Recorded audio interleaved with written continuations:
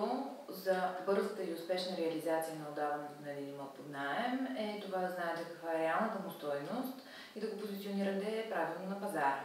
Елементите, от които това зависи, са местоположението на имота, броя спални, състоянието, обзавеждането, сградата, в която се намира, удобствата, с които разполага и наличието или липсата на паркомясто. Ние като консултанти изготвяме за вашия имот пазарен анализ. Стандартната комисионна за отдаване на имот под наем в размер на един месечен наем.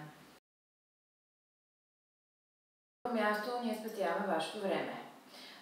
Занимаваме се с предварителната подготовка на имота, професионалното му заснемане, публикуването му в социалните мрежи, в порталите на недвижими имоти, провеждаме огледи вместо вас и разбира се занимаваме с изготвянето на юридическата част на сделката.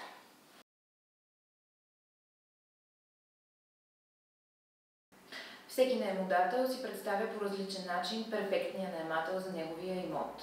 При работа с консултант вие ще споделите какви изисквания бихте имали към бъдещия ви наемател, дали да бъде чужденец, дали да бъде българин, семейен или сам, горе-долу в кой сектор да работи, деца или не, домашни любимци или не. Ние ще селектираме подходящи клиенти за вашия имот, такива, каквито бихте искали да имате като бъдещ наемател. По отношение на финансовата проверка, за съжаление в България няма официален начин за проверка на финансовата стабилност на наемателя, но ако сте собственик на луксозен имот, бихте могли да поискате писмо от работодателя му или пък банково извлечение.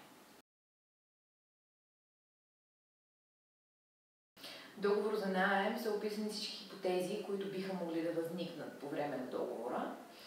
По отношение на повредите в имота, при вас ще има депозит, който наемателят ще остави. Можете да го използвате за отстраняването на повреди в имота или плащане на